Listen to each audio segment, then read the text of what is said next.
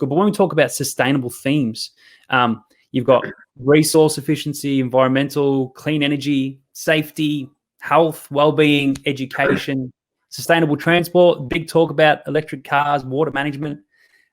What are you seeing as some of the main themes when it comes to sustainable investing? Well, no, in a way, I mean, yeah, we organize our universe, we organize our investment strategy by reference to a number of themes, both social themes and environmental themes. But really, the starting point is beyond the themes, if you like. It's at a higher level than the themes. To really, we're thinking about companies where the product or the service, so the source, the way that the goods and services that companies make, is that product solving a sustainability challenge. So we're looking for a particular dynamic where the growth in that company, that every time they sell more product, their unit sales growth has a lockstep relationship with better outcomes for the environment or society. So we have this definition of looking for companies where the product or the service is a solution to a sustainability challenge. And really that's looking forward. It's looking forward to companies that are creating a positive impact through the use of their products on the world that they see around them, from an environmental and a social perspective. You mentioned the index, and the index is a very backward-looking instrument. The big companies in the index, that defines the companies that have been successful over the past couple of decades. It often misses out on looking at the companies that will be successful in the coming decades. And so our strategy is very much focused on mid-cap companies, companies that are mid-sized companies, and we tend not to be involved very much in the companies that are the mega-cap companies, the companies that really dominate the index, and the more mature companies. We tend to be companies with a level of establishment, so we tend to look at companies that are profitable, that are established, that have a sort of trading track record, not a new whiz-bang we tend to avoid sort of new tech ideas that are still stuck on the lab bench, not yet commercially proven. So important.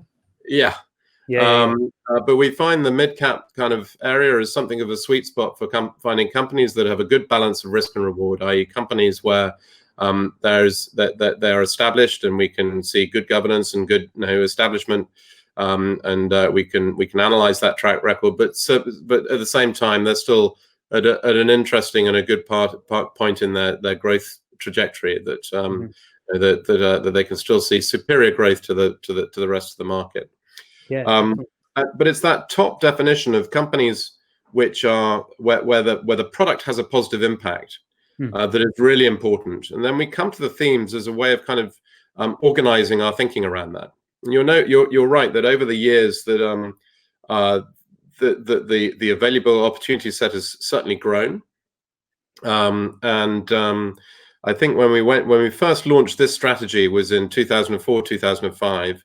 And this strategy focused entirely on global developed markets, companies providing a solution. We had an original a universe, an investable universe, about 350 stocks that we found. Now we've made the criteria for being in that universe increasingly tough. So we tighten the criteria, we make it more difficult. We have a higher bar for inclusion just in the universe of possible investee companies. But it's still, even despite that, over the last 15 years, it's grown. It's more than doubled. It's nearer 800 companies now in the universe. So certainly the opportunity set has grown. But below those themes, we really look at the dynamics within the theme. So you mentioned, we have social themes, we have environmental themes. So they range from resource efficiency to health, safety, education, environmental services, cleaner energy, and so on.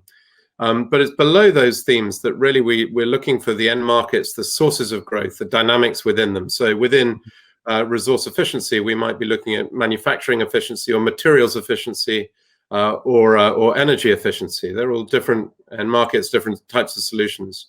One big talking point is that sustainable transport. Yeah, well, it's sustainable transport. You have both alternatives to road transport. So it's we want to get we can create efficiency and lower environmental impact by getting goods and people and goods and services off roads and onto rail and onto other forms of transport, but also cleaner forms of road transport as well. So we're obviously seeing a lot of interest in the sort of electric car revolution, or the electrification of an electronification of the powertrain of vehicles. And so there's a lot of rapid change in that space that is driving both risks and new investment opportunities as well. Similarly, on the healthcare side, a lot of people assume when we talk about health that we're talking about pharma and biotech, but the important thing is that we're applying that definition of companies that are solving a challenge, a sustainability challenge.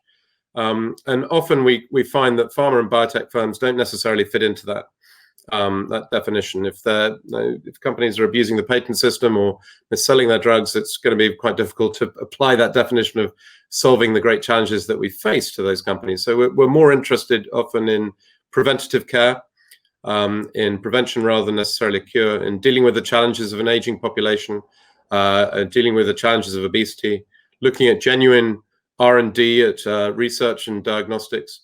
And so development of new drugs and new therapies, and obviously that's particularly pertinent at the moment with everything that's going on. And going after the hot topics in the world and trying to fix some of the issues that the world faces, which is great.